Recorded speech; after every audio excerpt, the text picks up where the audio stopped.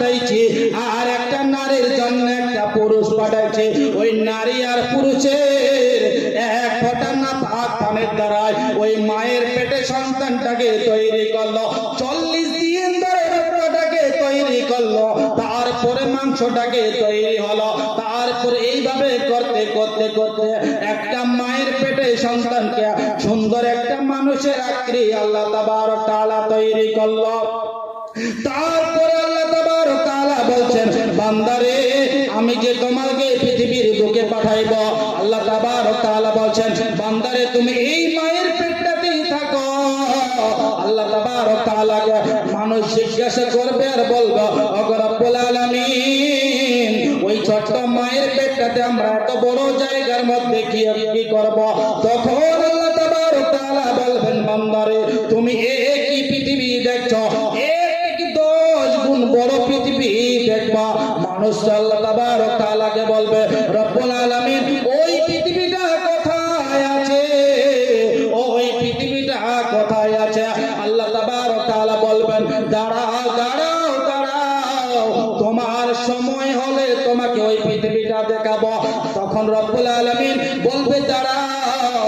তারপরে এইভাবে করতে করতে 2-1 মাস কেটে যাওয়ার পরে মায়ের পেটে যখন যন্ত্রণা শুরু করে দিল, মা যন্ত্রণা সহ্য না করতে পারে, পেশেবের বেলায় সন্তানের যন্ত্রণার দ্বারা সন্তানকে পৃথিবীর বুকে পাঠাইল, ধ্বংস করল। সেই গর্ভধারী মা ছেলেকে বুকের মধ্যে আগলিয়ে রাখলো। মারে ছেলেকে বুকের মধ্যে আগলিয়ে রাখলো। বাপ শুনলো আমার সন্তান হয়েছে, ছেলে হয়েছে।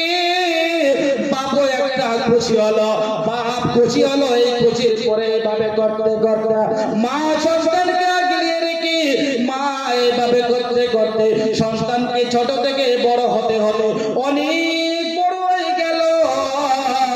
সন্তানকে মাথার ঘাম পায়ে ফেলিয়ে রোজগার করে পড়াশোনা শিখাইলো, মাস্টার বানাইলো, ডাক্তার বানাইলো, MBBS ডাক্তার বানাইলো। অনেক কিছু তৈরি করার পরে তখন দেখা যায় যুবক ভাইটা মাকে ফেলিয়ে, বয়স্ক বাপকে ফেলিয়ে চলে যায় শহরের মধ্যে।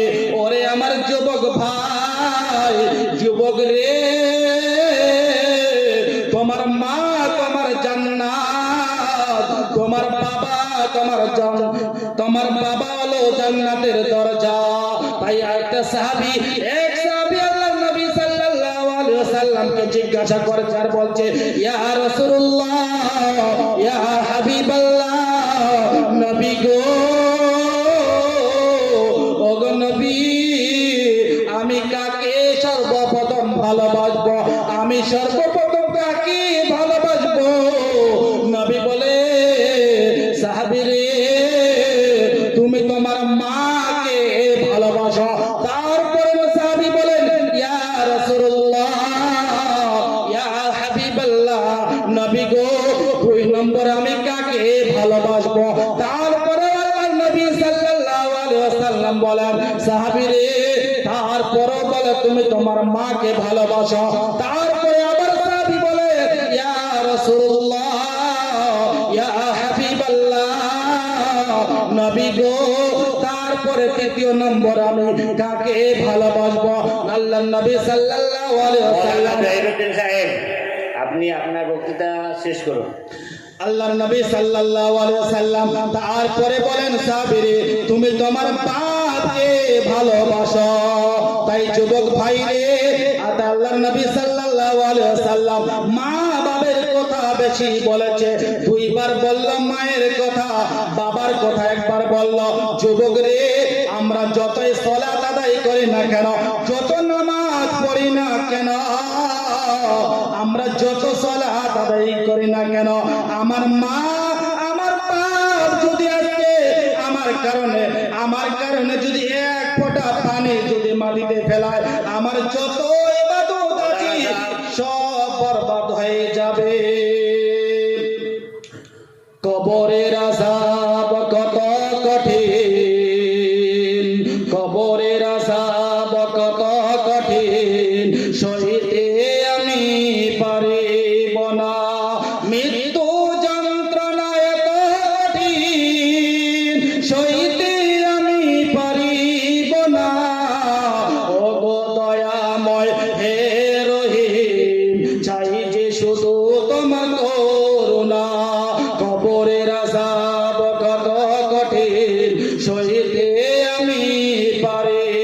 না মসজিদের ওই পালকি খানা আসবি সবার দ্বারে সবার জানা মসজিদের ওই পালকি খানা আসবি সবার দ্বারে